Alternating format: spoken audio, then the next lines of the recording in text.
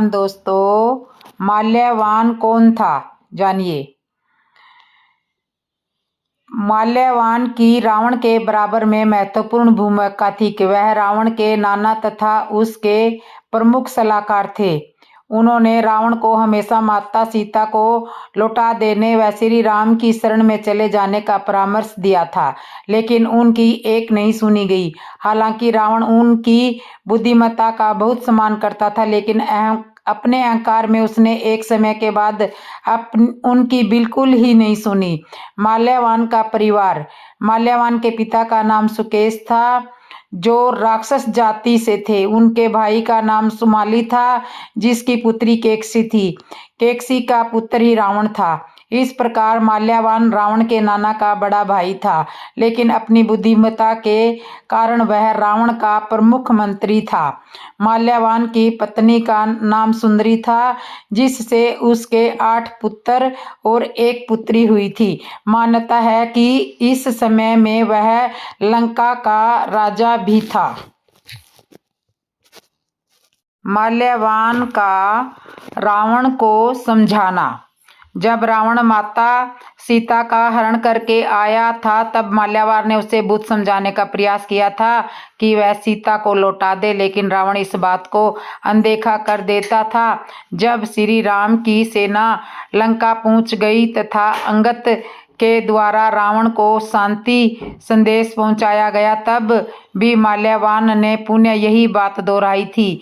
युद्ध शुरू होने के पश्चात माल्यवान ने रावण को कई बार समझाने के प्रयास किया, लेकिन युद्ध जब अपनी चरम सीमा पर पहुंच गया, तब उसने रावण का साथ देने का निश्चय किया। उसके बाद एक एक करके माल्यवान ने रावण के एक से बढ़कर एक योद्धाओं, पुत्रों और भाइयों का वध होते हुए देखा तथा अंत में रावण का भी अंत हो गया। रावण वध के बाद माल्यवान जब रावण का वध हो गया था, तब उसकी सभी पत्नियां युद्ध भूमि में जाकर प्रलाप करने लगी। रावण की मृत्यु के पश्चात लंका के राज परिवार का एकमात्र जीवित प्राणी माल्यवान ही बचे थे, इसलिए उन्होंने युद्ध रोकने की घोषणा की थी। माल्यवान जब लंका के राजा का मुकुट लेकर युद्ध भूमि में पहुंचे तथा उसे श्री राम के चरणों में रख दिया, उन्होंने श्री राम से युद्ध रोकने की विनती की तथा लंका को उनके अधीन स्वीकार कर लिया। श्री राम ने लंका का राज्य ठुकरा दिया तथा उससे रावण के छोटे भाई विभीषण को सौंपकर अयोध्या चले गए थे। रावण के मरने के पश्चात ही माल्यवान की स्थिति वही बनी रही थी तथा उन्हें विभीषण के प्रमुख मंत्रियों में सम्मिलित कर लिया गया था। तो इस तरह से माल्यवान का परिचय मैंने आपको दे दिया। श्री राम ने नगरवासियों को क्या उपदेश देते? श्री राम श्री नगरवासियों को क्या उपदेश देते हैं? किस तरह से भगवान की माया जीव को प्रेरित करती है, जिसके कारण वह भटकता रहता है। श्री रामचरितमानस के उत्तरकांड में श्री तुलसीदास जी महाराज वर्णन करते हैं कि भगवान सब नगरवासियों और गुरु ब्रह्मा को उपदेश देते हैं। इस प्रसंग की संत महात्मा बड़ी विस्तृत व्याख्या करते हैं कि जगत में जितनी भी योनियां हैं, सब बंधनकारी है, स्वतंत्र कोई नहीं है। जीव अपने स्वभाव, माया, काल और कर्म के बंधन के कारण अन्य योनियों में जन्म लेता है। माया के कारण वह जीव भटकता रहता है। फिरत फिरत माया कर परेरा। किसी को उसके कर्मानुसार कुत्ता बना दिया, किसी को उसके कर्म अनुसार कुत्ता बना दिया तो वह कुत्ता बना दिया, अब वह जीवन भर कुत्ता ही रहेगा। किसी को बैल बना दिया तो बना दिया, वह अब जीवन भर बैल ही रहेगा और कुछ बन ही नहीं सकता। किंतु मनुष्य को इस मनुष्य योनि में मनुष्य बनने की सुविधा है। माया भी भगवान की है और कृपा भी भगवान की है। भगवान ही माया से केवल जीव को भगवान की ही कृपा बचा सकती है, अन्यथा कोई नहीं। 84 लाख योनियों को चक्कर लगाने के बाद भगवान की कृपा के कारण उसे मानव देह मिलती है और इस मानव देह के द्वारा संतों का सानिध्य पाकर सत्संग के माध्यम से वह मनुष्य बन सकता है, जबकि यह सुविधा जीव को अन्य योनियों में नहीं है। यहाँ तक कि देव योनि में भी यह सुविधा नहीं है। देवता केवल भोग सकते हैं। कर्म बंधन से छूटने की स्वतंत्रता देव योनि में भी नहीं है। इसलिए मानव देह को श्रेष्ठ योनि माना गया है। मनुष्य जन्म से मनुष्य नहीं होता, उसे संत के उपदेश के द्वारा, सद्गुरु के द्वारा मनुष्य बनने का अवसर प्रदान किया जाता है। जीवन हमें परमात्मा से मिलता है, किंतु जीवन जीने की कला हमें परमात्मा से ही मिलती है।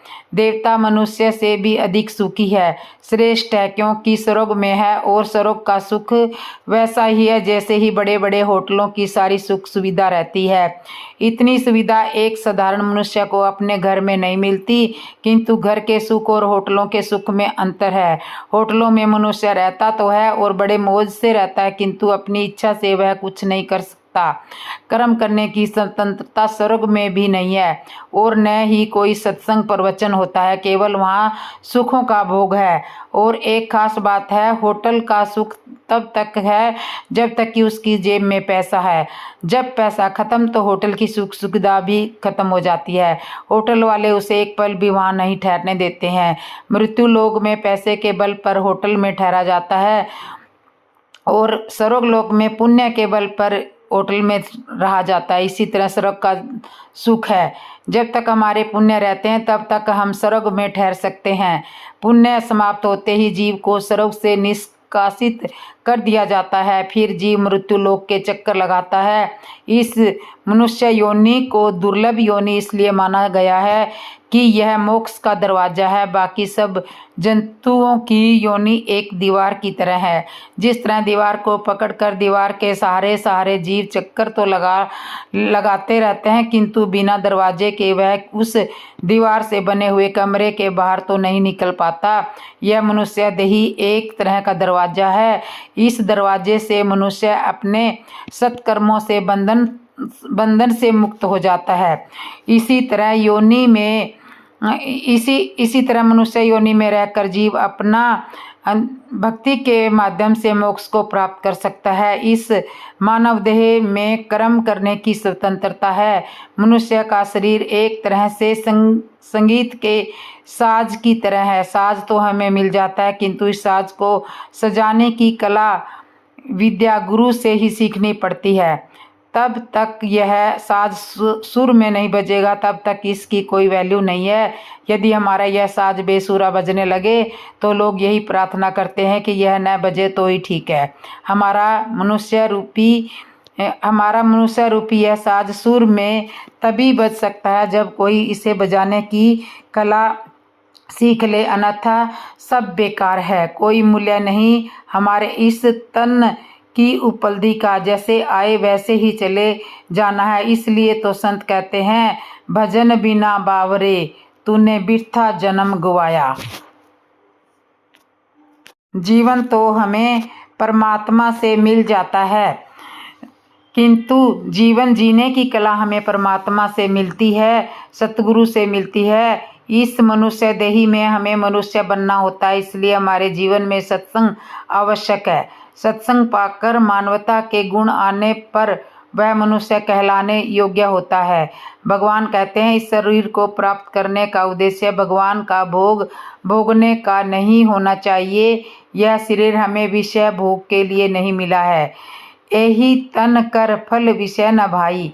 गोस्वामी तुलसीदास जी महाराज लिखते हैं कि सुख तो स्वर्ग में भी बहुत थोड़ा सा है, फिर भी मनुष्य के मन में स्वर्ग के सुख भोगने की लालसा रहती है। अधिकांश मनुष्यों का सद्कर्मों के द्वारा स्वर्ग की प्राप्ति उद्देश्य रहता है, किंतु वह यह नहीं जानता कि विषय वासना के भोग के लिए व्यक्ति अमृत के बदले विष लेना चाह रहा है। यह मनुष्य शरीर भवसागर से तरने के लिए एक जहाज के समान है। जहाज के समानांतर नव नर तनु भव बिरथी कहू बेरो। क्या कारण है कि कुछ जानने वाले लोग भी इस माया जाल में पड़कर अपने जीवन को सफल नहीं बना पाते। संत एक उदाहरण के माध्यम से बताते हैं कि किस तरह काल, कर्म और स्वभाव के कारण भगवान की यह माया जीव को प्रेरित करती है, जिसके कारण वह भटकता रहता है। एक अंधा व्यक्ति कोठरी के अंदर कैद है। वह उस कोठरी से बाहर निकलना चाहता है किंतु निकल नहीं पाता। बाहर निकलने के लिए वह दरवाज़ा खोजता है। दीवार के सारे वह कोठरी के चारों ओर घूमता रहता है किंतु बाहर नहीं निकल पाता। तभी एक महात्मा जी आते हैं और पूछते हैं, क्या चाहते हो? वह अंधा व्यक्ति कहता है कि मैं इस कोठरी से बाहर निकलना चाहता हूँ किंतु मुझे दरवाज़ा नहीं मिल रहा। महात्मा जी ने कहा, भाई दरवाज़ा तो इसमें है, तुम एक काम करो, दीवार के हाथ लगाते लगाते चलते रहो और जैसे ही दरवाज़ा आएगा तुम्हें पता चल जाएगा, बाहर निकल जाना, इसमें परेशानी क्या है। ऐसा कहकर महात्मा जी वहाँ से चल गए। महात्मा जी के कहे अनुसार वह अंधा व्यक्ति दीवार को पकड़कर चलता रहा किंतु बाहर नहीं निकल पाया। शाम को महात्मा जी आए, तब देखा कि वह व्यक्ति उसी कोठरी के अंदर चक्कर लगा रहा है। महात्मा जी ने पूछा, तुम बाहर नहीं निकले? वह कहने लगा, बाबा मुझे दरवाज़ा मिल ही नहीं रहा है। परमात्मा ने कहा चलो मैं देखता हूँ तुम्हें दरवाज़ा क्यों नहीं मिल रहा। तुम जिस तरह दरवाज़ा तलाश कर रहे हो उसी तरह अब भी तलाशते रहो, मैं देखता हूँ। वह व्यक्ति फिर दीवार के सहारे दीवार को पकड़कर चलने लगा। महात्मा जी ने देखा कि वह अंधा व्यक्ति जैसे ही दरवाजे के पास आता है उसे बड़े जोर की खुजली आने लगती है और वह चलते चलते ही दीवार छोड़कर अपना सिर खुजाने लग जाता है और चलता भी रहता है। तब तक दरवाज़ा निकल जाता है और उसे फिर से दीवार मिलती है। महात्मा जी ने कहा, भाई दरवाज़ा तो तुम्हें मिला था किंतु तुम दरवाज़ा मिलते ही अपना सिर खुजाने लगे थे, तब दरवाज़ा निकल गया, इसलिए तुम यहाँ चक्कर लगा रहे हो। महात्मा जी ने कहा, दोनों काम एक साथ नहीं हो सकते, या सिर खुजाना छोड़ दो या फिर चलना छोड़ दो, तभी तुम इस कैद से बाहर निकल सकते हो। महात्मा जी के कहने का आशय था, वह आदमी व्यक्ति कोई और नहीं बल्कि हम ही हैं। हम उस अंधे व्यक्ति की भांति अन्य योनियों में भटकते रहते हैं। वह अन्य योनियां दीवार की भांति है जिसमें दरवाज़ा नहीं है, और जैसे ही हमें यह मानव देह रूपी दरवाज़ा मिलता है तब हमें भी खुजली लगती है। वासना की खुजली, कामना की पूर्ति की खुजली, यश प्रतिष्ठा की खुजली, माया मोह की खुजली। हम दरवाज़ा मिलते ही खुजाने लग जाते हैं, मानव देह मिलते ही इसकी इच्छा पूर्ति में लग जाते हैं। कामना पूर्ति की इच्छा जागृत हो जाती है और तब तक यह मानव देह रूपी दरवाज़ा हमें मिलता तो है किंतु हम इससे बाहर नहीं निकल पाते, भजन नहीं कर पाते, फिर से हमें वह दीवार ही हाथ लगती है। अतः संत कहते हैं कि यदि इस कोठरी से बाहर निकलना है तो एक चीज़ छोड़नी पड़ेगी, वह वासना की कामना पूर्ति की खुजली का त्याग करना पड़ेगा। साधना धाम मोक्ष कर द्वार है, पाई न जेहि परलोक संवारा। यह मानव तन बड़ा दुर्लभ है, यह मोक्ष का द्वार है। इसके मिलने के पश्चात भी यदि हम अपना परलोक नहीं सुधार पाए तो फिर यह जीव कई तरह के दुख पाता है, सिर पटक पटक कर पछताता है और काल, कर्म और ईश्वर पर मिथ्या दोष लगाता है। सो पत्तर दुख दही सी धुनी धुनी पछताई। भगवान हम अपने रिश्तेदार, बंधु बांधव, यहाँ तक कि भगवान को भी दोषी ठहराने लगते हैं, किस्मत को दोष देते हैं, किंतु कभी यह नहीं सोचते कि हम भजन ही नहीं कर पाए, यह उसी का परिणाम है। कुछ लोग संतों का आश्रय पाकर भी भ्रमित रहते हैं, जैसे कि हमारे शास्त्र महात्मा के 2 रूपों का वर्णन करते हैं, सगुण और निर्गुण। राम कथा मदाकिनी ऐसे क्यों कहा जाता है? सुनिए। संसार में मनुष्य की सोच क्या है कि हमें तो जगत की कथा सुनाती है, कभी इसकी बुराई कभी उसकी बुराई, इसने क्या किया उसने क्या किया। राम कथा सुनना तो हमारे जीवन का हिस्सा ही नहीं है। तो फिर हम राम जी का वास हम में कैसे होगा। राम जी के वास के लिए तो हमें राम जी की कथा सुननी होगी, वह कथा सुनाने हेतु एकत्रित कर रहना होगा। नित्य कथा श्रवण करना है, कभी त्रित नहीं होना होगा। तो मित्रों, आइए आपको एक बहुत सुंदर प्रसंग सुनाते हैं। श्री सीताराम और लक्ष्मण वन में तो आ गए, तब समस्या ये खड़ी हुई कि तीनों ठहरे कहाँ। इसलिए जब भगवान श्री सीताराम जी और लक्ष्मण जी वन में आए, वह वन वन में भटक कर विचरण कर रहे थे कि हमें रहने की जगह बताओ। वाल्मीकि आश्रम में पहुँचे तो वाल्मीकि जी से पूछा कि हम कहाँ रहें। अब महर्षि वाल्मीकि जी त्रिकाल दृष्टि ठहरे। वो वाल्मीकि जी ने कहा कि आप मुझसे पूछते हैं कि मैं कहाँ रहूं, मैं आपसे पूछता हूं कि आप कहाँ कहाँ नहीं है, आप कहाँ कहाँ नहीं है। तो भगवान ने जब पूछा तो वाल्मीकि जी ने कहा कि भक्तों के हृदय में रहो, जिनके श्रवण समुद्र समाना।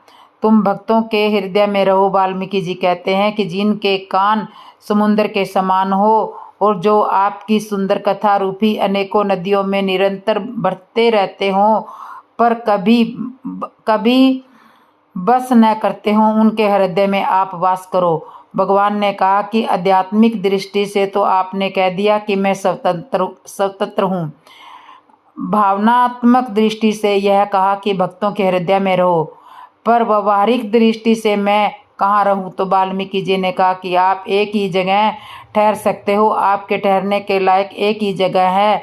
बोले कौन सी? चित्रकूटगिरी करहु निवासा। श्री वाल्मीकि जी ने कहा कि राम जी आप श्री जानकी जी और श्री लक्ष्मण जी के सहित चित्रकूट में निवास करें। अब आप देखो, भगवान अयोध्या छोड़कर आए हैं, भवन छोड़कर आए हैं, वन वन विचरण कर रहे हैं, पर वाल्मीकि जी कह रहे हैं कि चित्रकूट में रहो। अब चित्रकूट में क्यों रहें? क्योंकि चित्रकूट चित्त चारु, पवित्र चित्त ही चित्रकूट है। तो वाल्मीकि जी ने कहा भगवान, जहाँ चित्त की पवित्रता हो वहाँ निवास करो, जहाँ चित्त पवित्र हो वहाँ रहिए।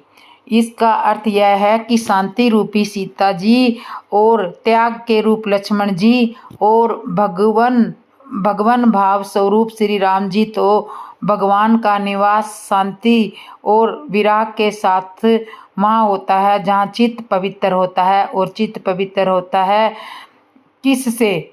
कहाँ राम कथा मदाकिनी, राम जी की कथा की धारा जहाँ बह रही हो वहाँ चित्त पवित्र होगा।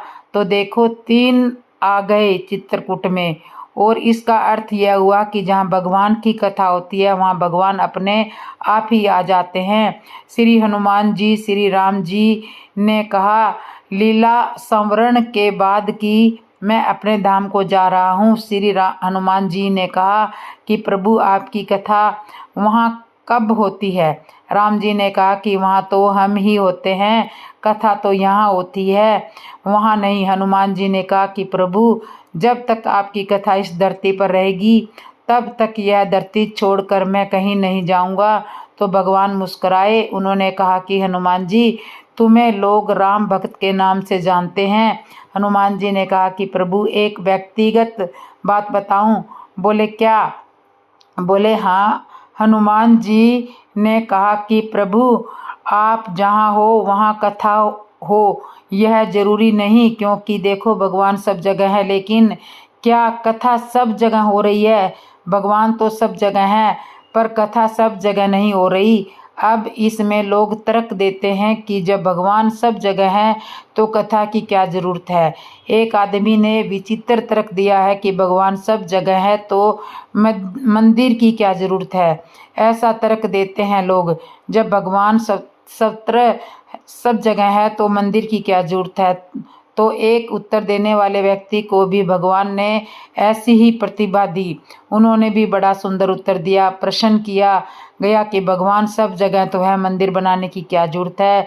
तो उत्तर देने वाले महापुरुष ने कहा कि हवा भी सब जगह है, फिर पंखा लगाने की क्या जरूरत है, हवा भी तो सब जगह है। इसका अर्थ है कि सब जगह रहने वाली हवा अनुभव बिना पंखे के नहीं होता।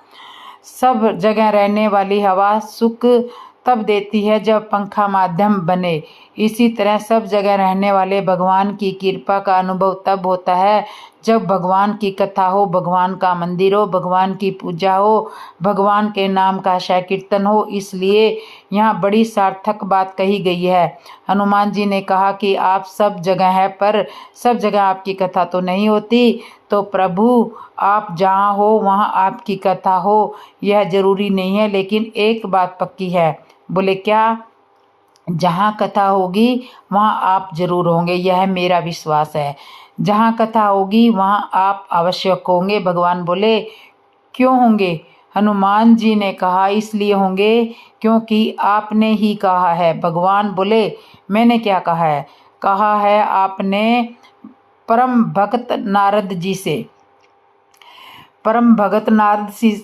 जी से आपने कहा है मैं वैकुंठ में नहीं रहता, योगियों के हृदय में नहीं रहता। मेरे भक्त जहाँ मेरे गुणों का गुणगान करते हैं, कीर्तन करते हैं, मैं वहाँ पर रहता हूँ। तो प्रभु आप कहीं भी रहे, लेकिन एक बात मैं समझता हूँ कि जहाँ आपकी कथा होगी वहाँ आप होंगे। इसलिए आपको किसी को पाना हो तो कहीं ढूंढने की जरूरत नहीं है। जहाँ कथा होती है वहाँ पहुँच जाइए। तो कथा को भगवान तक नहीं पहुँचना पड़ता, भगवान कथा तक पहुँचते हैं। इसलिए राम कथा मदाकिनी है। राम कथा मदाकिनी तो मदाकिनी जी को राम जी तक नहीं पहुँचना पड़ता, राम जी मदाकिनी तक पहुँचे।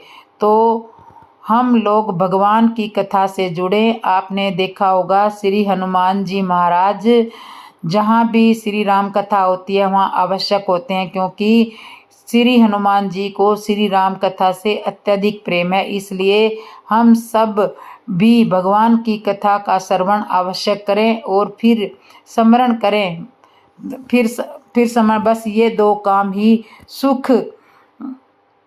सुंदर सुख मानव जीवन हेतु संजीवनी है। राम जी ने क्या दान दिया जानिए। आनंद रामायण के अनुसार राम राज्य स्थापित होने के बाद एक दिन जब भगवान श्री राम अपने महल में थे, तब उनसे मिलने महर्षि वेद व्यास अपने शिष्यों के साथ आए। बातों ही बातों में श्री राम ने उन्हें बताया कि मैंने एक पत्नी व्रत धारण किया है, इसलिए सीता को छोड़कर मेरे लिए संसार की सभी स्त्रियां माता कौशल्या के समान है। श्री राम ने किया था ये दान। श्री राम की बात सुनकर वेदव्यास जी ने कहा कि आपने तो एक पत्नी व्रत लिया है, उसके प्रभाव से कृष्ण जन्म में आपकी बहुत सी पत्नियां होंगी। वेदव्यास जी ने ये भी कहा कि इसके लिए आप सीता के वजन के बराबर सोने की 16 मूर्तियां बनवाकर सरयू के तट पर उन्हें ब्राह्मणों को दान कीजिए। श्री राम ने ऐसा ही किया। मूर्तियां लेते समय ब्राह्मणों ने श्री राम को वरदान दिया कि इस दान का आपको 1000 गुना फल मिलेगा। अगले जन्म में आपकी 16,000 पत्नियां होंगी। एक समय था जब श्री राम अपनी सेना के साथ शिकार पर गए तो उन्हें जंगल में एक बहुत बड़ी गुफा दिखाई दी। उस पर एक बहुत ही विशाल पत्थर रखा हुआ था, जिसे हटाना किसी के बस की बात नहीं थी, लेकिन श्री राम ने थोड़े से ही प्रयास से उस पत्थर को हटा दिया था। पत्थर हटाते ही उस गुफा में 4 स्त्रियां तपस्या करती हुई दिखाई दी। उनके शरीर के मांस गल चुका था, केवल हड्डियां ही शेष बची थी। श्री राम जी ने जैसे ही उन्हें स्पर्श किया, वे पहले की तरह सुंदर बन गई। कौन थी वे स्त्रियां जानिए। श्री राम ने जब उनके बारे में पूछा तो उन्होंने बताया कि दुंदुभी नामक दैत्य ने हमें और अन्य 16,000 स्त्रियों को इस गुफा में बंदी बनाया है। वह राक्षस 1 लाख स्त्रियों से विवाह करना चाहता है।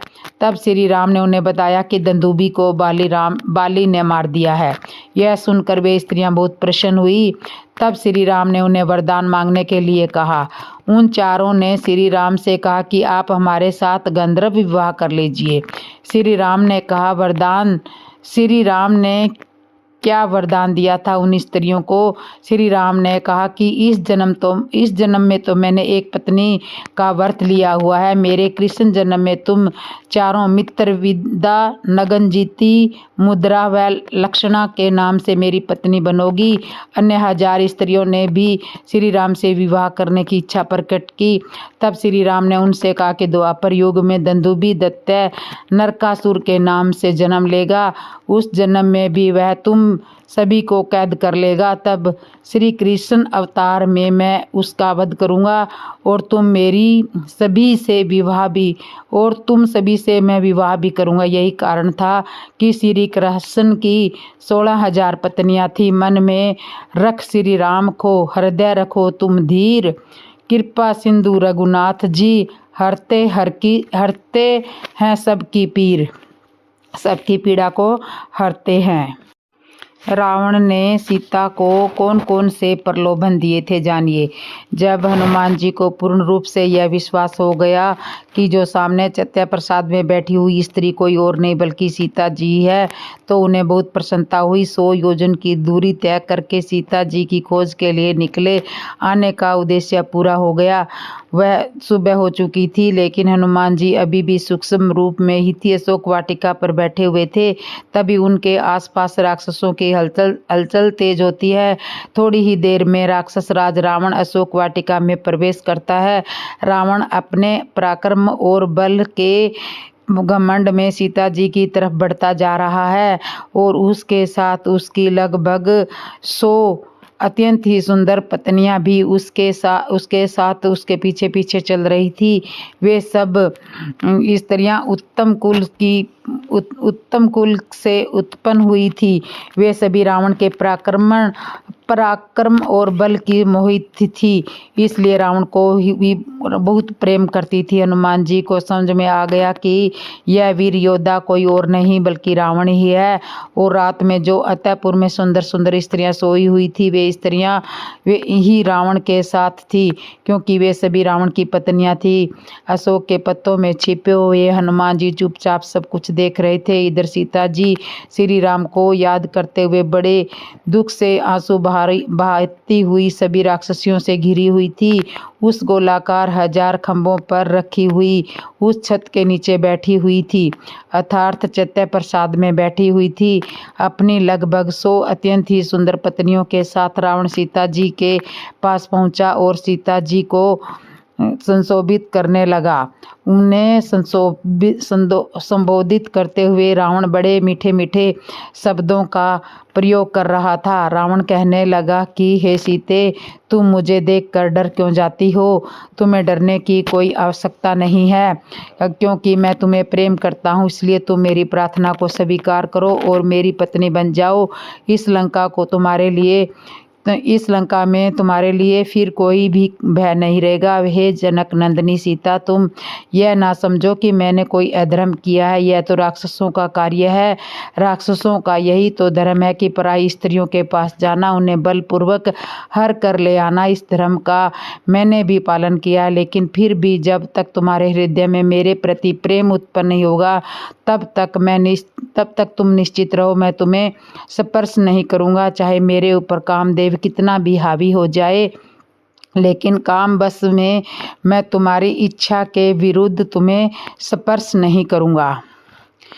इसलिए हे सीते, तुम्हें दुख से व्याकुल होने की आवश्यकता नहीं है, बल्कि मैं तुमसे प्रेम की भीख मांग रहा हूँ। मुझे प्रेम का दान दो। इस प्रकार नीचे पृथ्वी पर सोना, हर समय चिंता में डूबे रहना, एक ही वस्त्र पहने रखना, बिना कारण के उपवास करते रहना, हे सीते, यह तुम्हारे योग्य नहीं है। तुम उन सभी राजसी सुखों को प्राप्त कर सकती हो जिनके तुम योग्य हो। बस तुम मेरी प्रार्थना स्वीकार कर लो और मुझे अपना लो। फिर तुम्हें इस लंका से कोई भी सुख ऐसा नहीं है जो प्राप्त न हो सके। हे सीते, बीता हुआ समय कभी वापस नहीं आ सकता। ठीक उसी प्रकार एक बार यौवन चला जाए तो दोबारा नहीं आता। इस यौवन के महत्व को समझो, इसे बेकार में ही नष्ट मत करो। हे देवी, तुम मेरी भार्या बन जाओ।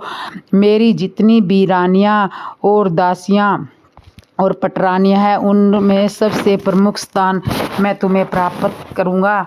फिर रावण ने इससे भी अधिक प्रलोभन देते हुए कहा कि इस संसार में जितने भी राजा हैं उन सभी को जीतकर मैं तुम्हारे पिता जनक की जी को सौंप दूंगा। मेरे सामने कोई भी देवता दानव ठहर नहीं सकता, इसलिए हे सीते तुम मुझे स्वीकार करो। तुम्हारे एक बार हाँ करते ही तुम्हारी यह दयनीय अवस्था दूर हो जाएगी। तुम्हारा स्थान मेरे अतःपुर में है, इस अशोक वाटिका के चैत्य प्रसाद में नहीं है। मुझे स्वीकार करते ही तुम इस लंका में इच्छा पूर्वक कहीं भी विचरण कर सकती हो।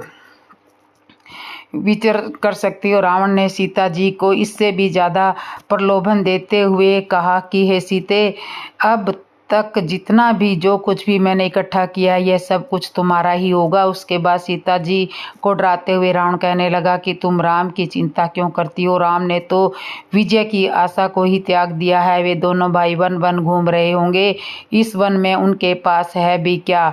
अब तो ऐसा लगता है कि उन्होंने कहीं जीवन ही न त्याग दिया हो। हे सीते, राम की और मेरी कोई बराबरी नहीं है। राम बल से, पराक्रम से, धन से, तेज से, यज्ञ से किसी भी क्षेत्र में मेरे बराबर नहीं है।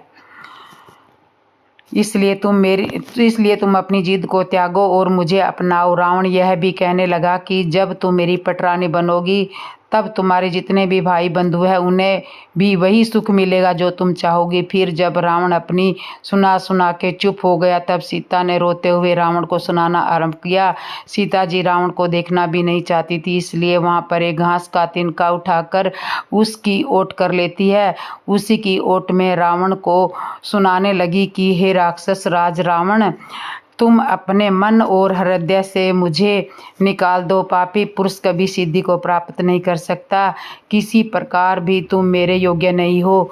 मैं पवित्रता हूँ और मेरे पति श्री राम है। इसके अलावा मेरे हृदय में किसी भी पुरुष का कोई भी स्थान नहीं है। तुम व्यर्थ का प्रयास कर रहे हो। मैं एक उत्तम कुल में उत्पन्न हुई हूँ और विवाह करके एक पवित्र कुल में आई हूँ। फिर पीठ फेरते हुए सीता ने कहा कि हे राक्षस राज, मैं तुम्हारी भार्या बनने योग्य नहीं हूँ। जिस प्रकार तुम्हारी सभी पत्नियां तुमसे सुरक्षित होकर सुख प्रदान कर रही है, उसी प्रकार दूसरों की पत्नियों को भी सुख प्राप्त करने दो। उनके दुखों का कारण क्यों बन रहे हो? हे राक्षस राज, तुम अपनी ही पत्नी में अपना मन लगाओ। हे राक्षस राज, यदि तुम्हारा ऐसा ही व्यवहार रहा तो तुम्हारे साथ यह लंकापुरी भी शीघ्र ही नष्ट हो जाएगी और तुम्हारे नष्ट होने पर सभी को प्रसन्नता होगी। जिन जिन लोगों को तुमने कष्ट पहुंचाया है वे तुम्हारा नाश देखकर बहुत प्रसन्न होंगे। मैं भी रघुनाथ जी से अभिन्न हूँ, मुझे उनसे कोई भिन्न नहीं कर सकता, इसलिए मुझे लोभ लालच देने का प्रयास मत करो। यदि तुम्हें इस लंका नगरी की रक्षा करनी है तो अपने प्राणों को भी बचाना चाहते हो तो मुझे सम्मान पूर्वक राम जी को लौटा दो। श्री राम जी से तुम मित्रता कर लो। यदि तुम मुझे लौटा दोगे तो श्री राम तुम्हारे प्राण नहीं लेंगे। हे राक्षस राज रावण, तुम्हें अपने बल और अपने पराक्रम और अपनी शक्तियों का इतना ही अभिमान था तो मुझे मेरे स्वामी श्री राम जी की अनुपस्थिति में चुरा कर क्यों लेकर आए थे? उन दोनों भाइयों से युद्ध करके दिखाते। यदि तुम युद्ध में जीत जाते तब लेकर आते, तब मैं मानती कि तुम बड़े बलशाली हो। तुम तो उनके पीछे से मुझे चुरा कर लाए हो, इसलिए तुम कायर हो। फिर भी अपने पराक्रम और बल की बड़ी बड़ी बातें करते हो, पूरे विश्व के राजाओं को जीतने की बात करते हो। यदि तुम्हारे अंदर विजय प्राप्त करने की इतनी ही लालसा है तो मेरे पति श्री राम जी को जीत कर दिखाओ। जब सीता जी ने ऐसे कड़वे शब्द रावण को कहे तो रावण के तन बदन में आग सी लग गई। उसके बाद क्या हुआ ये मैं अगले वीडियो में बताऊंगी। यदि यह कथा आपको अच्छी लगी हो तो इस वीडियो को लाइक अवश्य करिए, शेयर भी करें, कमेंट भी करें और जिसने मेरे चैनल को सब्सक्राइब नहीं करा सब्सक्राइब कर लो, लाइक कर लो, कमेंट कर लो और बोलो जय श्री राम दोस्तों।